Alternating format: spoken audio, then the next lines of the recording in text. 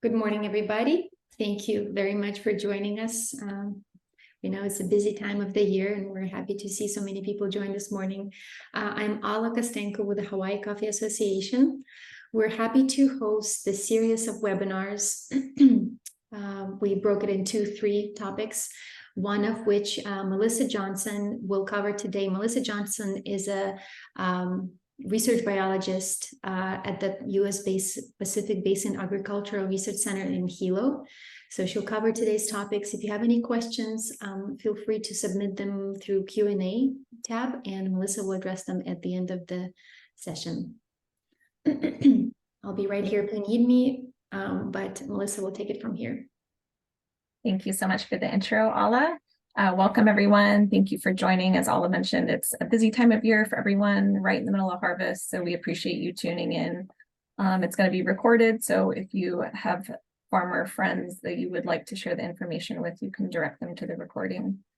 Today, I'm going to go over mostly CLR, but towards the end, I also want to give some updates on some of the CBB work that we've been doing over the years, because we don't just have one disease. Unfortunately, we have many pests and diseases. It's important to keep in mind synchronous management of all of those.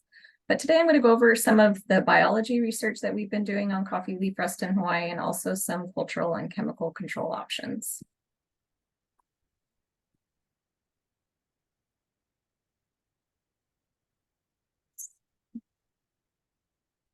Okay.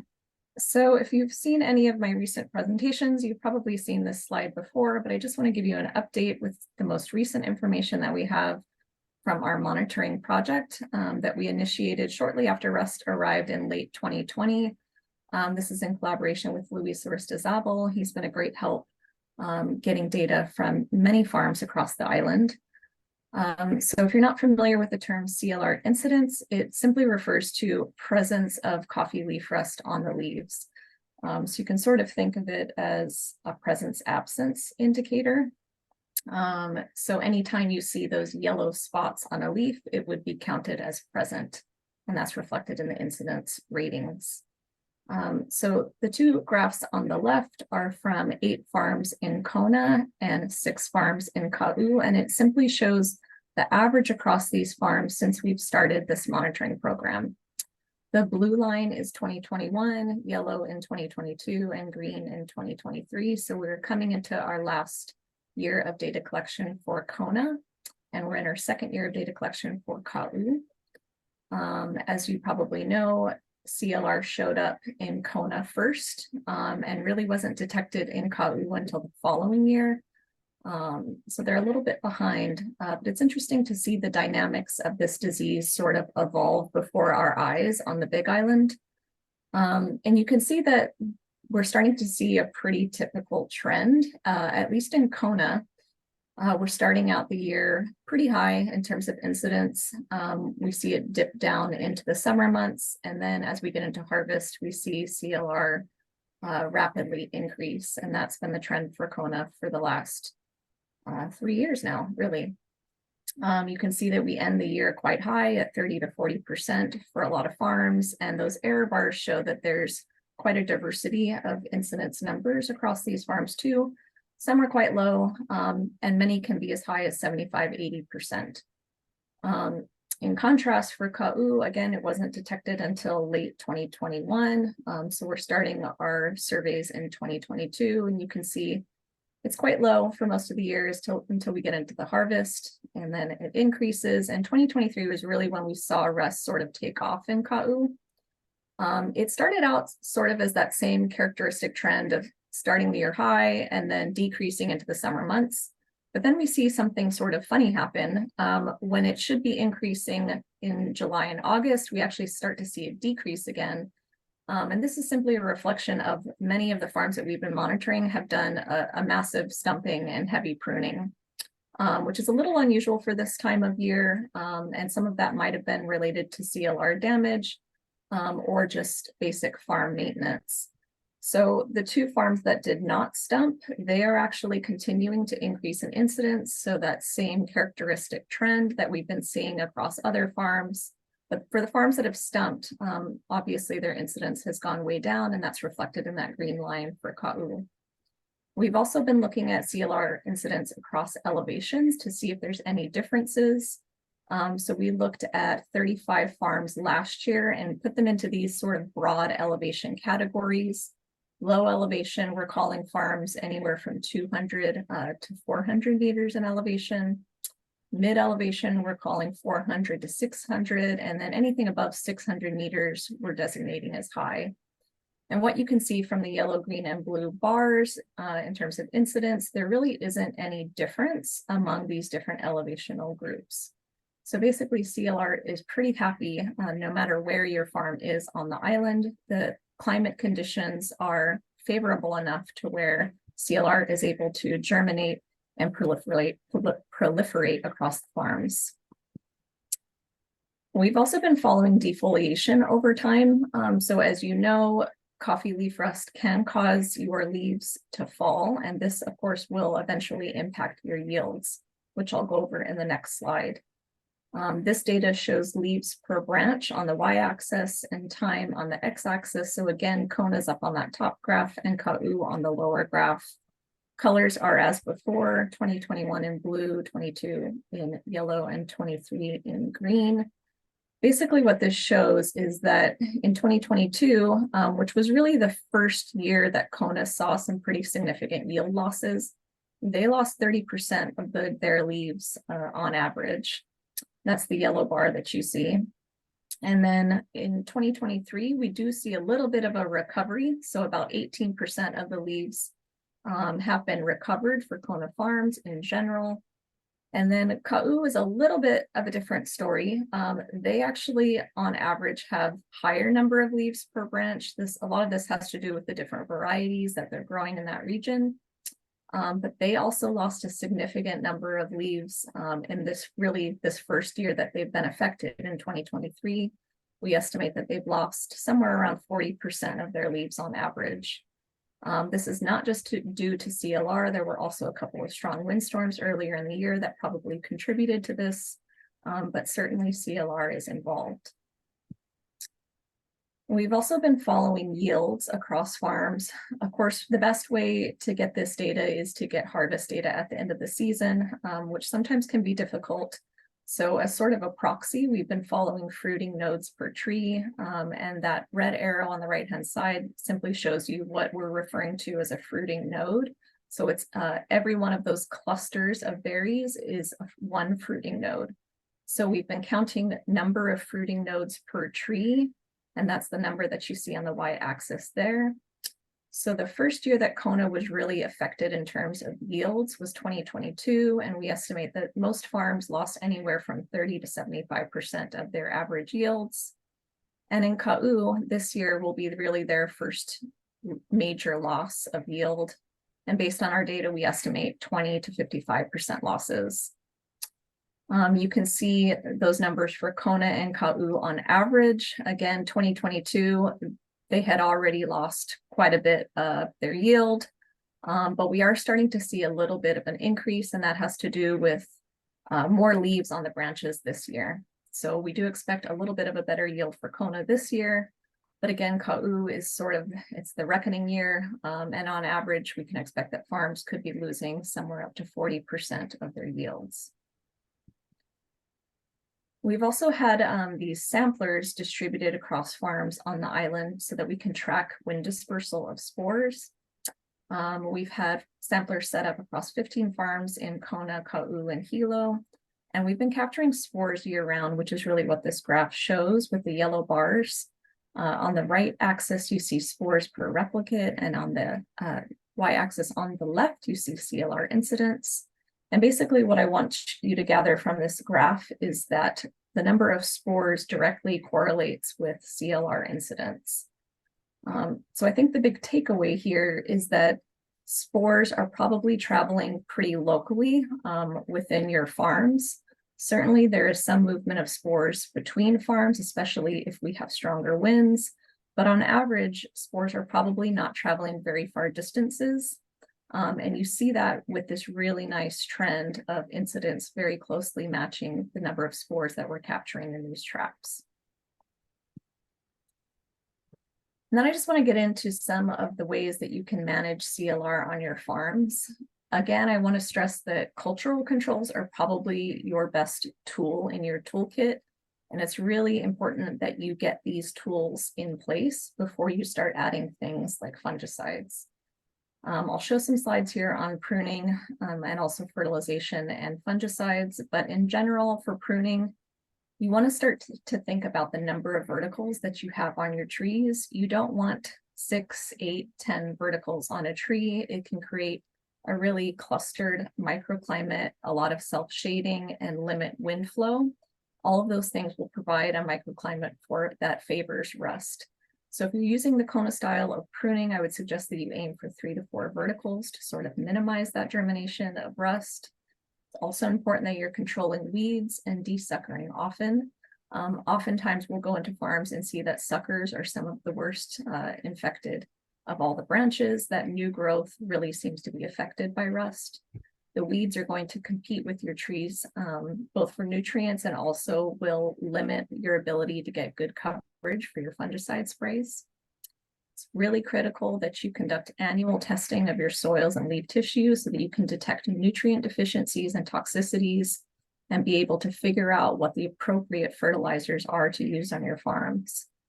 I would also suggest that you split your doses up into smaller doses multiple times through the year, so 4 to 6 times, instead of doing these large sort of 2 applications of granular fertilizer, which is what we typically will see at farms. It's really important that you start looking at your fertilizer regime and start to figure out the basics of balancing nutrients. And I'll get a little bit more into that in the next couple of slides here. Monitoring is critical. So walking around in your field and actually looking for CLR, you want to look for those bright orange powdery spores, which are shown there with active sporulation. And it's also important to monitor after you do a fungicide spray so that you can tell if you are getting good coverage and if your fungicides are actually being effective. So on the right-hand side of that picture, this is what your leaf should look like if your spray was effective.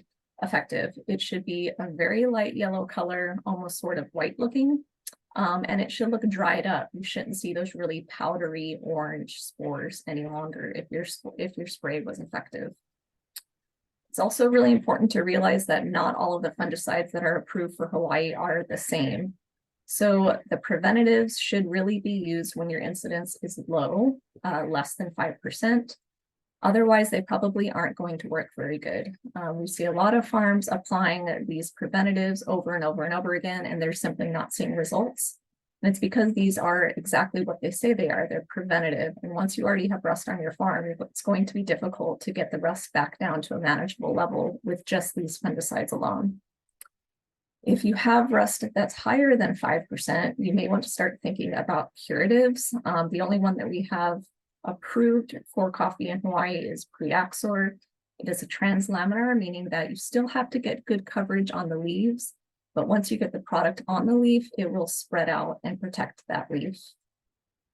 So again, please focus on pruning, sanitation, and fertilizing first. And it's only when you have those sort of good farm management practices down that you should start to add in fungicides into your toolbox.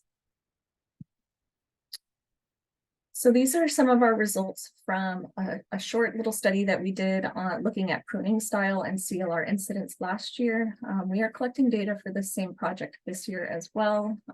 But just as a first look, we are seeing a higher incidence on Kona style pruned farms.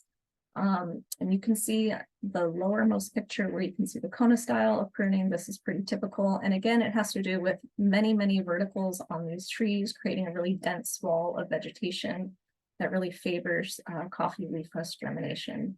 There's a lot of self-shading and a limited wind flow. And you can get really explosive numbers of CLR in these fields. In contrast, when you're doing block stumping or Beaumont Fukunaga pruning, you're essentially removing portions of inoculum from your farm. So that will help to keep the incidence down. We're just starting to look at umbrella or topping styles of pruning, and we only have 5 farms so far, so really not enough data to be able to tell if this trend will continue, but we are seeing pretty low incidence on these farms so far as well. But again, we need to consider the other management that these farms are doing, whether or not they're using the translaminar, probably will make a big difference as well. We've been doing surveys of coffee soils and plant nutrition across the island as well, and this just shows you some of our results from last year. So the top left graph shows soil analyses. In the yellow bars, you can see when the soils were deficient in a particular nutrient, and the blue bars show when the soils had toxic levels of a particular nutrient. For a lot of farms, they were deficient in copper, iron, potassium were some of the more common ones. And you can see for a lot of farms, they were actually had toxic levels for a lot of nutrients. Phosphorus was a big one, as well as calcium, magnesium, and zinc. On the flip side of that, leaf tissue on average tended to be deficient for most nutrients. And I'm going to talk a little bit more about why that is in the next slide. But on the right-hand side, I also wanted to show you soil pH. Soil pH is really important in terms of CLR. CLR is favored by acidic soils, so you want to make sure that your soil is not acidic, meaning not below 5.5. Sort of the sweet spot is between 5.5 and 6.5. And most of the farms that we sampled were in that range, but there were a handful of farms that were either too acidic or too basic. So I realize that it's one thing to tell you that you need to do your annual nutrient and leaf tissue and soil analyses, but it's a whole other ballgame to try to interpret these things. And this is an area that we really, I think, need to improve materials for growers so that they can more easily interpret these results, because it's confusing. And I've spent a lot of time actually going through these and actually tracking down what the optimal values should be for coffee and trying to interpret them. So I realize that it's not easy. I thought it would be a good practice for us to actually go through a couple of these together. So the top one there shows a low elevation Ka'u farm.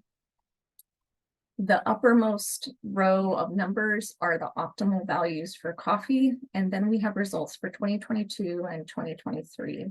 Anything in orange is a toxic level of a nutrient, and anything in yellow is a deficient level of a nutrient. So for this particular farm, which in general is pretty characteristic of low elevation farms on the island, we see toxic levels of a lot of nutrients in the soil. Again, on the flip side, we see that there are deficient levels in the leaf tissue. So probably what's happening is we have the same sort of granular fertilizers being applied year after year, and people either aren't doing their soil and tissue analyses, or they're unsure of how to interpret them when they receive the results back. So they keep applying the same sorts of fertilizers year after year, and we get this buildup in the soil. Low elevation farms are subject to drought occasionally, and we also have root knot nematodes, which can cause significant damage to the roots.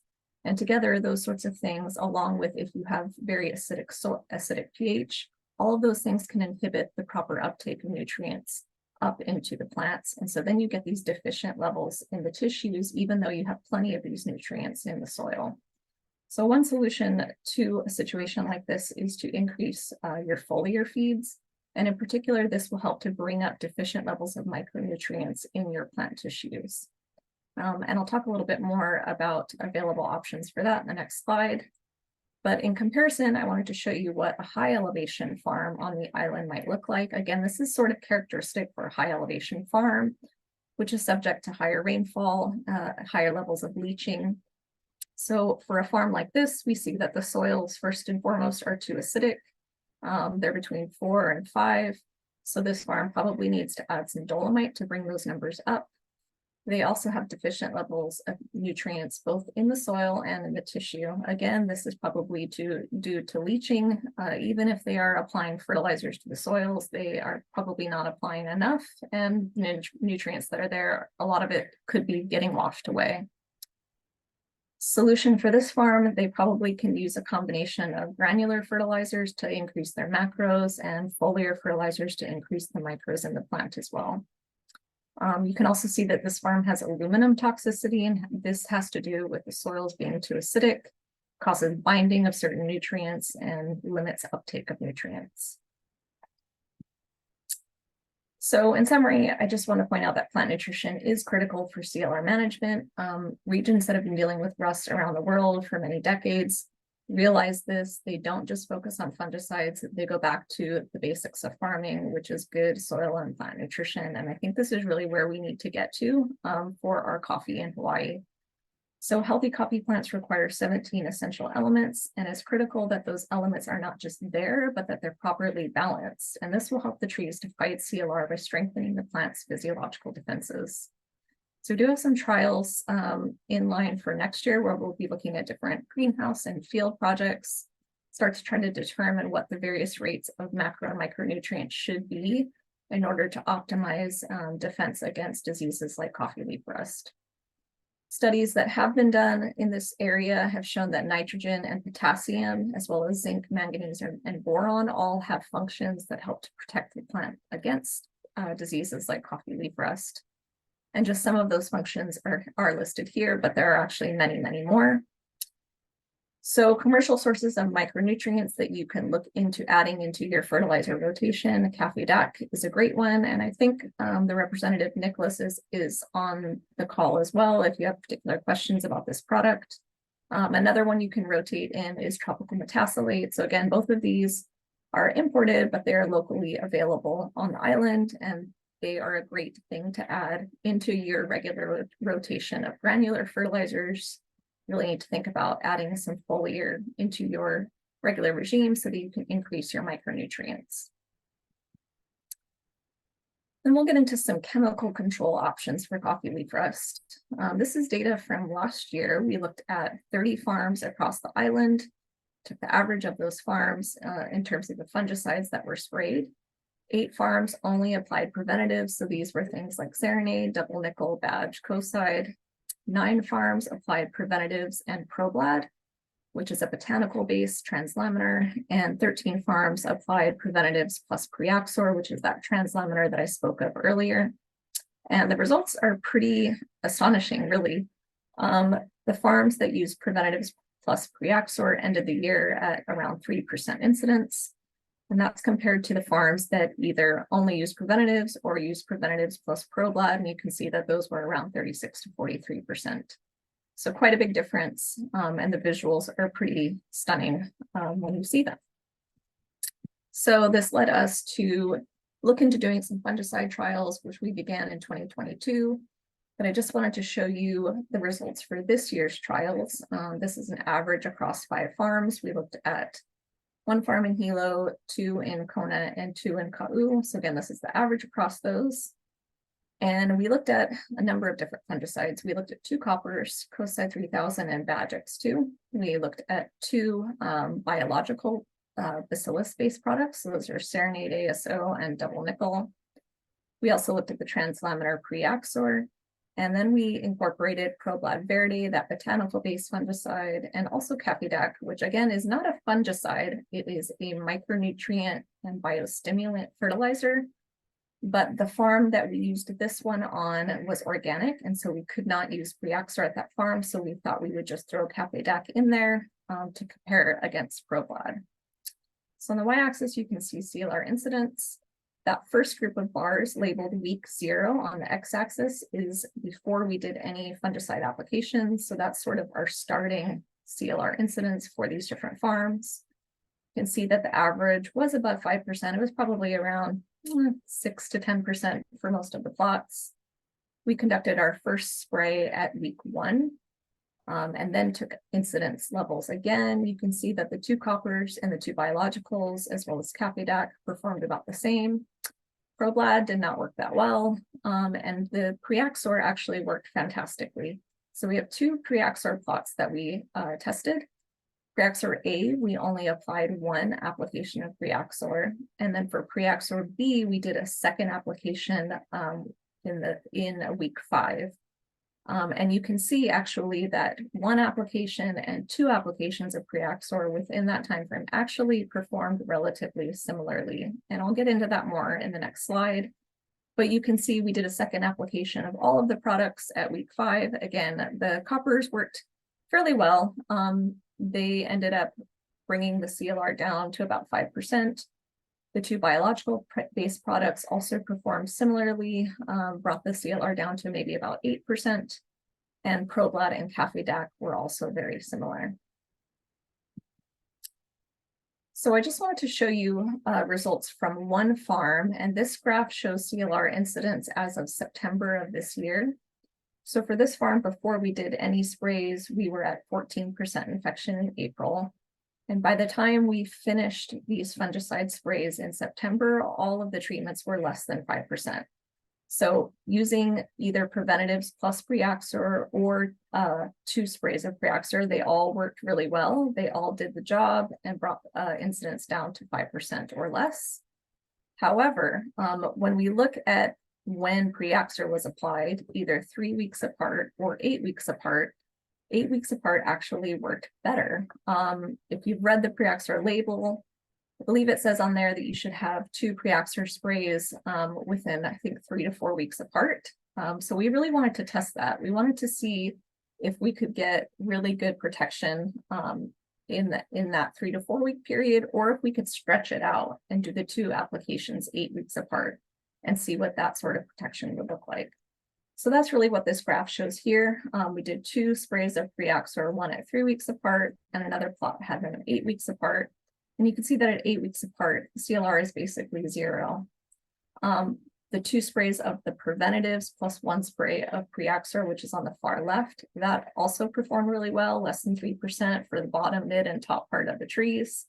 So again, any of these strategies works well, but if you're going to incorporate Preaxor into your rotation of fungicides, we do recommend that you stretch out those Preaxor applications because you will get 8 weeks of protection with that product. In contrast, the preventatives will probably give you something more like 4 to 5 weeks of protection. So it's important to consider the type of fungicide that you're using and start to think about how long those products will protect your plants. Because ultimately the goal is to apply fungicides as few times as is necessary. You don't want to have to be applying them every month. So really we're trying to figure out what the optimal timing is, what the proper rate is. You absolutely need good coverage regardless of what type of sprayer you're using.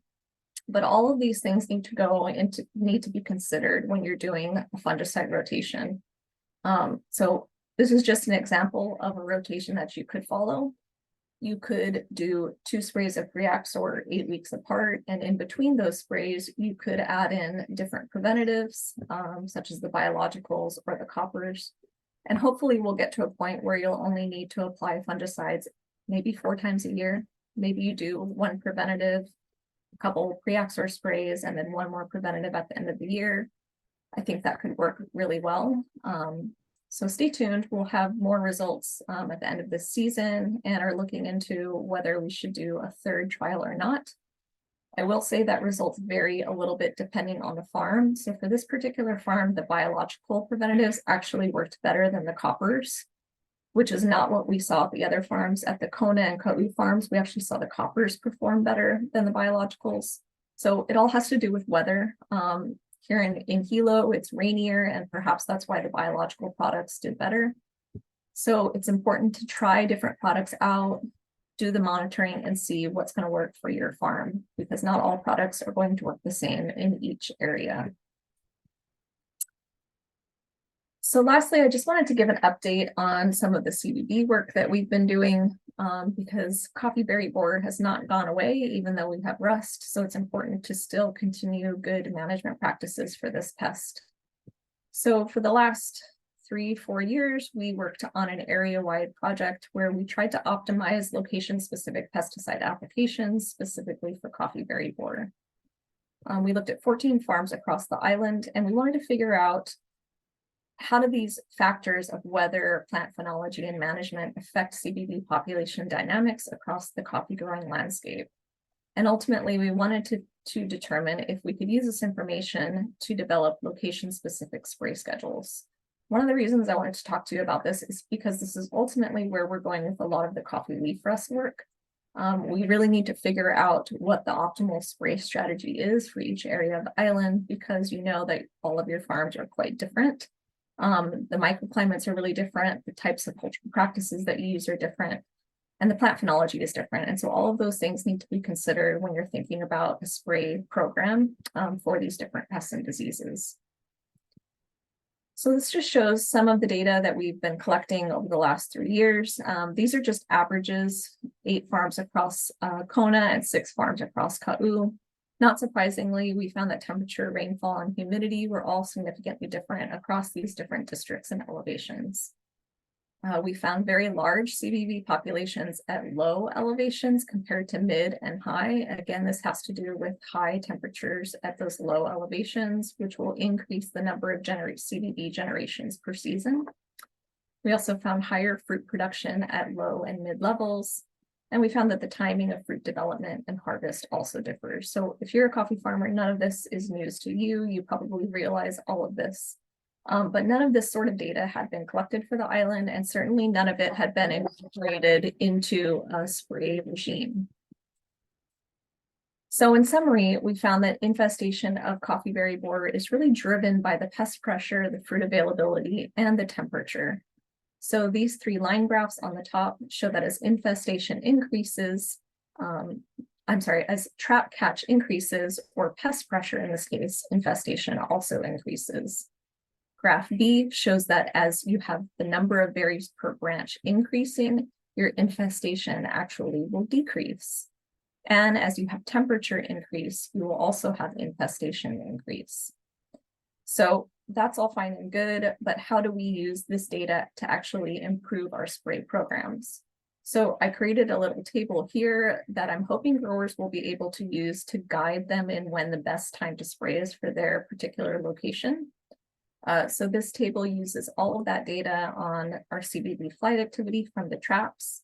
We've got fruit production data in here, as well as infestation, and also the AV position data, which is critical for figuring out the timing of your sprays. This is when the CVV are exposed and vulnerable to chemicals. So I have it sort of set up like a heat map. So as you go from white to yellow to orange to red, the importance of those sprays increases. Don't have to worry too much about the number. This is just as the number increases, the importance of sprays also increase. So for example, if you are a low elevation Kona farm, you could probably spray anywhere between 3 to 7 times to control your CVV population. So the yellow areas are actually somewhat optional times to spray, whereas the orange and red times are critical times to spray. So you need to not only spray early in the season, but also later in the season. In contrast, if you are at a high elevation Kona farm, you will need to spray maybe only once or twice. In Ka'u, maybe you only need to spray a couple of times, but you could spray up to 4 times to control populations. And then lastly, I want to talk a little bit about Phymastocus coffea, which is a CVV biocontrol.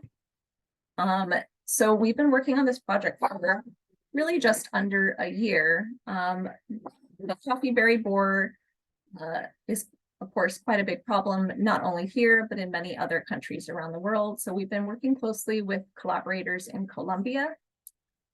They've been rearing parasitoids for many years, and they will actually be the folks that will be shipping us parasitoids from Colombia. And we will be rearing these here in the lab, eventually hoping to do some experimental releases, and those could happen as early as fall 2024. If you haven't heard much about Phymastocus coffea, it's a very tiny parasitoid wasp. It will attack the coffee berry borer as it's starting to burrow into the berry. So it will actually parasitize it and lay 2 eggs in the abdomen. Those 2 eggs will develop into larvae. The larvae will feed on the dead CVV and eventually emerge and go and infest the next coffee berry borer. So they have really high host specificity. They're only going to attack coffee berry borer and tropical nut borer, which is another pest of macadamia nuts in the islands. So it seems to be a great biocontrol for us to release, and we're pretty excited. We're just in the early stages of brewing this biocontrol. Another project we've been working on is testing the efficacy and utility of drone spraying for fungicides, pesticides, and fertilizers. So right now we're testing out different parameters such as spray altitude, speed, flow rate, coverage, and drift. We're looking at not only doing hotspot sprays, but also row sprays. And then we're also doing some economic comparisons to see if these drones would actually be a cheaper and more effective way of spraying compared to backpack and tractor sprayers. I do have a little video here. Let's see if I can get it to play.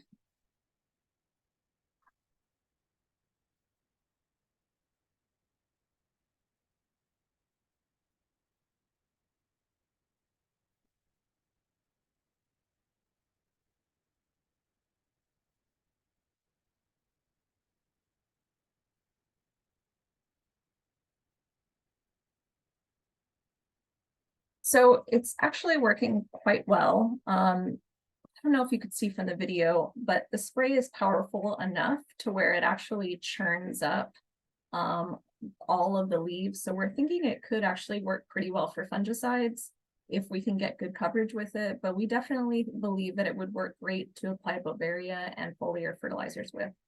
So just in the early stages, but pretty promising looking already. And then the last thing I wanted to mention is that we're also looking into using artificial intelligence to improve the way that we farm coffee here on the island, as well as, of course, the rest of the state. We recently got a grant from the ARS AI Innovation Fund. So we're looking to use smartphones and image recognition technology to where a grower could go out into their field, take a picture of any pest and disease that they see on the farm, as well as any nutrient deficiencies. They would take a photo, and then this AI vision learning model would return what exactly that pest and disease is and actually give you a recommendation for management. The idea is that we really don't have enough extension agents to go out to every single farm and be able to quickly and accurately diagnose all of these pest diseases and deficiencies. So we should be using technology to help us to improve the way that we manage our fields. And this is one way of doing it. And image technology is not new. It's something that people have been using for a long time. And everybody has a smartphone. So I think it's a great way for us to improve the speed with which we get these diagnoses done and the accuracy as well. So right now we're in the process of creating a photo library. Got thousands and thousands of images of all of these different pest diseases and deficiencies from across the island. And we're training the model to be able to recognize these different deficiencies and diseases quickly and easily. So stay tuned for results on that, hopefully next year, again in the early stages, but some pretty exciting stuff. And that's really all I have for you today. I wanted to leave plenty of time for questions and comments. So feel free to put those in the chat, and I'd be happy to answer any questions you have. Thanks so much. Melissa, thank you so much. We appreciate the presentation. It's very informative. And again, we have a recording of this, and we will post it on our website right after this session. There is one question. I want to say if you can go into the Q&A section. Are you able to click on that? Yep. Yeah. So Ed has a question. Any advice for organic farms? It doesn't look good if you can't use Preaxor. This is an excellent question. We actually have a project that we are working on now that I didn't share results from because we really don't have results to share yet. But we have collected a year of pilot data, and then we're actually putting in for a large grant to continue this work and expand on it. Basically, the idea is exactly that. Organic farms don't really have tools in terms of fungicides to use because they can't use these heavy-duty chemicals such as Preaxor. So what are they supposed to do? Really, it goes back, Ed, to the whole idea of improving plant and soil health. So this project that we're working on is going to look at all of the fertilizer regimes that people have been using on the island. We are going to increase not only the applications of fertilizers, which we're going to be using some actually locally made fertilizers, and then we're also going to be using some indigenous microorganisms that people can actually cultivate on their own farm. And that will improve soil and plant microbial activity and hopefully improve plant defenses, stimulate the plant to hold on to the leaves that it has and also stimulate new growth. So again, I think there's huge gaps in our understanding of plant and soil health. Really, there hasn't been a good survey of soils and plant tissues for some 40 years on the island. So us doing these surveys really is sort of the first step in characterizing what those deficiencies and toxicities are. And then it's going back to the existing fertilizer regimes that people are using and seeing how we can improve those. Typically, again, what we see is people are using like Coffee Special or something like that, and they're just doing a couple applications, and that's kind of it. Before Coffee Leaf Rust, people really weren't paying attention to micronutrients and how they can use foliar fertilizers to improve their plant health. So that's really the direction I think that we need to move in. We need to actually understand what our plants and soils need, and then we need to be able to correct those deficiencies. So the hope is that there will be more locally available and more organic formulations for folks to use. And so we're hoping to just really figure all of that out and optimize it. This grant that we're applying for is also starting to look at green natural farming. I mentioned the indigenous microorganisms, which is sort of the baseline of green natural farming. And people have been using these sorts of inoculations for years. It became popular in Hawaii in the 2000s, but nobody's really looked at scientific based evidence of whether or not these organisms can actually improve plant and soil health. So that's sort of what we're hoping to get at, in addition to really nailing down what the appropriate fertilizer regime should be for coffee in Hawaii. So I hope that answers your question, Ed. Thank you very much for your question. Okay, can I please put up QR code again? Let's see if we can go back here. This is the one that you wanted to see. Okay, can I briefly detail pre-Axor use, registration required, and safety requirements for use in 2024? Yeah, so I think maybe most of you have seen, or maybe you haven't. So they just relaxed the restrictions on pre-Axor, and so now you don't need to register with HDOA when you're going to spray. So that restriction has been relaxed. Unfortunately, it's still a 45-day before harvest limit. So you have to make sure that you're timing your sprays at least 45 days before harvest. I do not know why that day limit remained the same. I think a lot of us were hoping that that would be reduced, but it wasn't. And so the 45 days is still in the label, and you still have to follow that. So I don't know. I think maybe write to people that are involved in testing out, you know, these day intervals to maybe see why that remained the same. But that is the current case. It's still a 45-day before harvest limit. And you can only spray pre-Axor twice per year. So it's really important to time your sprays so that you get the most bang for your buck. So one thing you could do is maybe do your first pre-Axor application like in March or April. And then 2 months after you do that first application, you could go in and monitor. And depending on when your first harvest is going to be, you would either do a preventative spray to get you through that next month, and then be able to do your last pre-Axor spray after that. Or vice versa. Maybe you do your 2 pre-Axor sprays back to back, 2 months apart, and then go in with preventatives to end out your season. So there's different ways of doing it, but those are just some suggestions.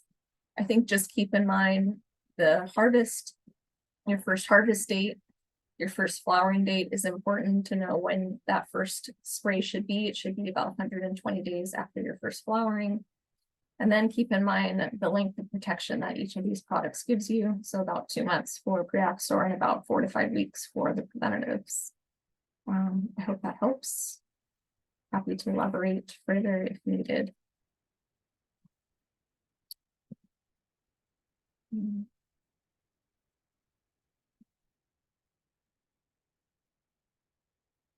gonna go into the chat and see if there's anything else here. Great.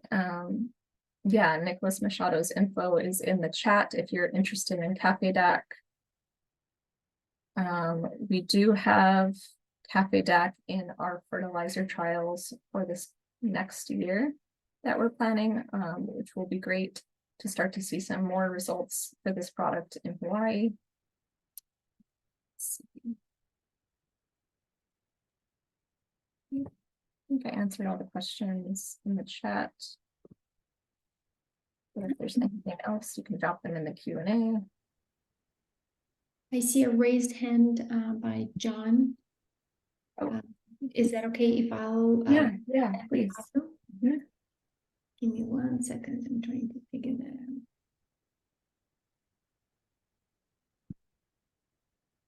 Okay.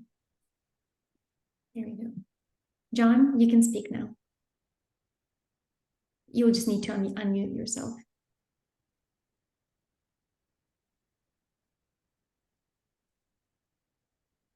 How's that? Okay, we can hear you now. Good. I was surprised to see that the incidence of CLR was the lowest during the rainy season here in Kona. I figured because of it being a fungus, I thought maybe it'd be the dampness and the moisture would be higher at those times. Yeah, that's a really good question. So maybe going back to here would help. Yeah, so rainy season for Kona is typically summer months. And yeah, you can see it's pretty low there. And that really seems to be the case for all farms, even in Kau, which is even rainier than Kona. I think it's the cycle of the phenology, and also just the cycle of the disease. I mean, we see the highest incidence during harvest, and then you get this big defoliation event as the severity increases. So that's about January, February, sort of when that tops out. And then about February, March, you have all this defoliation happening. And then you sort of start to get this new leaf flush starting March and April. So I think there's a couple things that could be going on. One, you're sort of losing all of those leaves that were infected through defoliation. So you're sort of losing all that existing inoculum. But then you're getting this new leaf flush too, which could be diluting, some of that. So there's two things I think happening there. And then of course you have like the start of flowering. And you don't have all of those berries on the trees, which really seem to cause rust to increase in harvest, which makes sense because all of the plant's energy is being used to fill those fruits. It's not going to plant defenses. So the plants are really affected at that time. Of course, you have people moving through your farms too, and they're spreading spores around during the harvest. So sort of all of those things, I think, combined are probably contributing to this pattern. But we are collecting weather data from all the farms too. And we haven't started to put that together with the incidence data just yet, but that is the plan. Thank you. Yeah, thanks, John. Melissa, we have a couple more questions in the Q&A section. Oh, okay.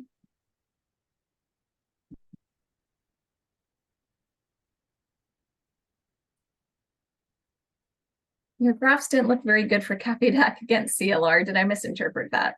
No, you didn't misinterpret it. But really, and Nick can jump in here too, but Cafe DAC is not a fungicide, it is a fertilizer. And really it's supposed to have a biostimulant effect through some sugars that it has in the solution, and it also has micronutrients. So the idea is that you are increasing leaf retention and increasing yield. So you're not having a direct effect per se on the fungus itself because it's not a fungicide, but you should be limiting the negative impacts of rust by helping the plant to hold on to its leaves and also increasing your yield so that your losses aren't as high. We really put Cafe DAC in there because there was no other fungicide that we could compare ProBlad with for an organic farm. But I think actually on the flip side of that, to see that Cafe DAC performed just as well as ProBlad, I think was pretty important to see because ProBlad is very expensive. And as a fungicide, we haven't seen it work well here. So to think like maybe I want to use my money on things like fertilizers instead of a fungicide that's not working well. I mean, that's a different way of thinking about that problem. So that was kind of what I gathered from that. Let's see if I can go back to that slide just to show you here. So again, we only looked at one farm, so that's why there's not an error bar on the Café DAC bar, but you can see that it actually performed just as well as the ProBlad, and not that much different actually from the Coside and Serenade plots. So I think this is actually a good result for Café DAC and not a negative. And again, we'll actually be doing some trials next year to look at leaf retention and yield with this product. That helps. Important factors for increasing CLR flowering and fruiting. I think I went over that a little bit already. Any tips for conversion of Kona style pruning to umbrella style? We are like most farms, Kona style, but umbrella is more effective. I would hold on that because we don't have enough data again to be able to say that umbrella style is the best method of pruning. The reason that people like that umbrella style is that you get more yield. So essentially you're cutting the tops of your plants, and so all of the energy is focused into the laterals, and then you get more production. So you can see here, this top picture, this is what umbrella or hedging or topping, they're all the same thing is referring to. I'm actually not convinced that this is the best pruning for CLR management because the plants are really bushy. There's a lot of self-shading. So CLR actually could do well in this style of pruning. I think we don't have enough data. And like I said, we haven't looked at other management in combination with pruning. So it could be that maybe these umbrella style farms are using Preaxor, and maybe it's because of that. So I would hold off on converting it to umbrella if you are a Kona style. What I would suggest if you are a Kona style farm is not that you have to get rid of that style of pruning altogether, but it's just that you need to limit your verticals. If you have more than 4 verticals, you might consider reducing that number, and that will help to limit self-shading and improve wind flow through the farm, both of which will help not only improve the coverage of your sprays when you do fungicide applications, but it's also going to limit the microclimate conditions that favor CLR. Of course, you could look into other types of pruning like the Beaumont Fukunaga and the block stumping, which both will actually eliminate a good portion, if not all, of the inoculum in your farm. So I think, I mean, yeah, we don't have enough data to say that umbrella pruning is the way to go. So I wouldn't jump on that bandwagon just yet. I think we need some more data from more farms, and I think we need to look at the management, the fungicides and the fertilizers to be able to say for sure what the best pruning style is. But we're continuing to collect data, and I'll have an update on this next year. Melissa, Nick just joined the conversation, so if you would like to have him included and talk about the Café DAC, he's available. Oh, perfect. Okay. Yeah, Nick, if you want to come on and clarify any of those questions, you're welcome to. Yeah, can you guys hear me? Mhm. Oh, okay, perfect. No, I just wanted to reiterate what you were saying. You're exactly right. Café DAC is not a fungicide product. So the kind of trends that we would see with a contact fungicide or for the Preaxar compared to the trends that we're seeing in other coffee producing countries with Café DAC aren't going to be necessarily the same or not the same at all. It's a great, basically what we're doing is as Melissa was saying, from one aspect is to feed the plant, make sure that the plant is well nourished, so that it's already able to defend itself to a certain degree. And then with the sugars mentioned before, which are oligosaccharides, not simple sugars, they're kind of sugar that the plant perceives as another fungal infection. And so with the micronutrients, and with the sugar, with the illegal saccharides in coffee deck, we are able to provoke what is called a soliciting a plant defense reaction from the plant. So even though it's not a curative, it doesn't have any direct effect on the disease. It does allow the trees to fend off the infection.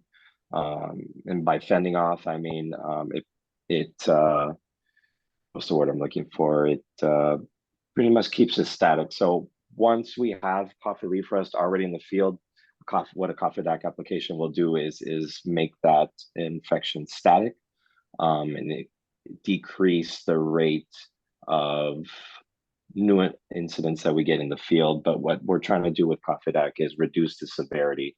And one of the effects of coffee deck is to reduce that leaf drop. Thanks, Nick. That's super helpful. Yeah, no worries.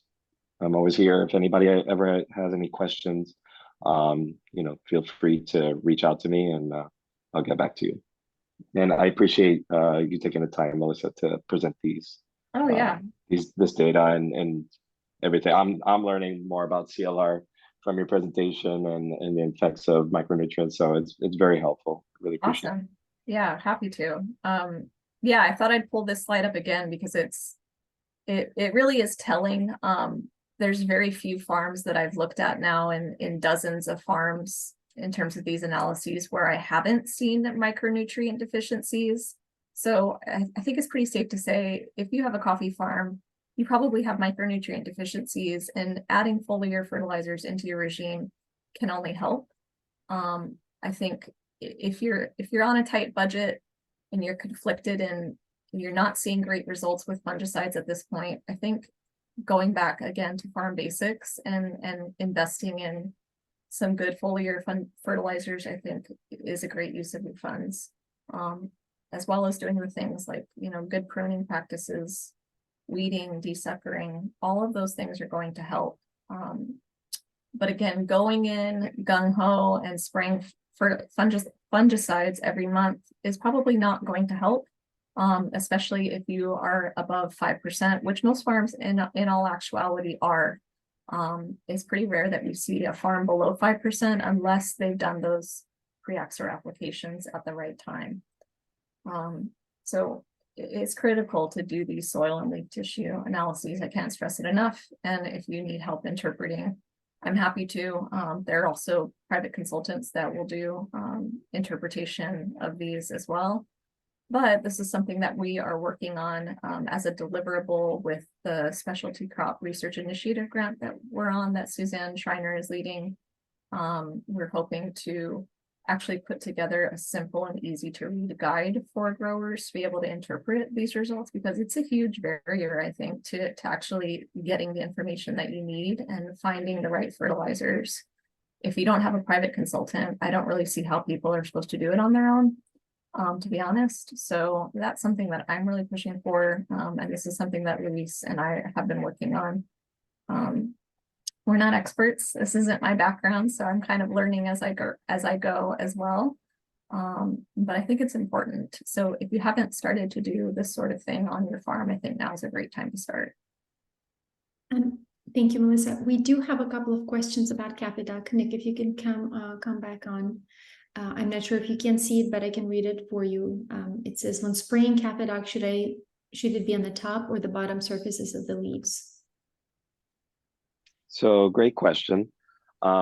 Since we're working with a fertilizer biostimulant product that has no direct effect on the coffee leaf rust, it isn't necessarily important to get under the leaves. As long as we're getting product on top of the leaves and getting good coverage across the tree, we will get that biostimulating effect. So all the active ingredients that go into CaffeDuck will penetrate the leaf, and that will cause a string of reactions in the plant that will activate the defense mechanisms of the plant throughout the tree. So as long as we're getting good coverage on the top of the leaves across the tree, we should be seeing an effect. And another question, is Capidoc compatible with Botanigard, Coside, and Serenade? So with Botanigard and the biologicals, Cofidac, and and I know growers on the Big Island that are combining their Cofidac applications with their Botanigard applications. That way, we don't have to get, we're not forcing you to have an extra or have an extra pass through the field. But we do not recommend combining Cofidac with the coppers or oxidate.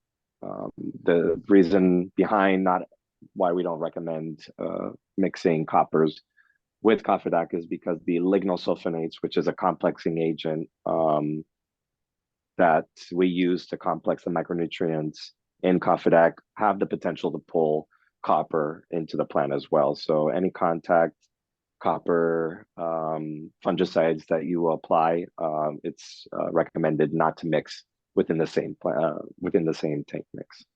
Mhm. And then the oxidate is just not compatible with most agrochemicals in general.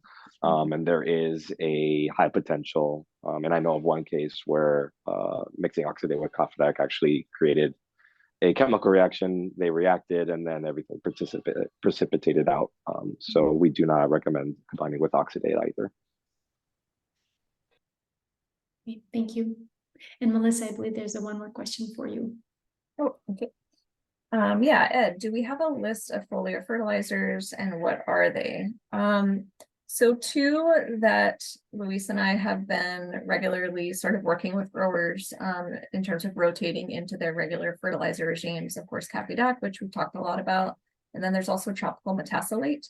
And I think one of them has magnesium and one of them has manganese. I can't remember which is which, but they're pretty similar otherwise in terms of the micronutrients that are in there.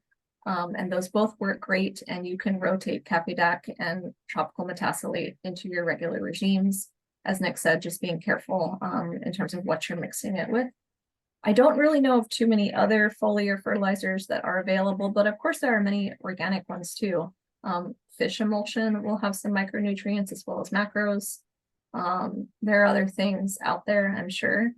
So again, this is sort of the next big thing in terms of what my lab is doing, is really focusing on finding which products work the best and which ones are the most economically feasible to use too. We don't want to use really expensive products. We don't want to use products that are difficult to obtain here. We want products that are readily available and affordable for growers to be able to use and incorporate into their already existing regimes.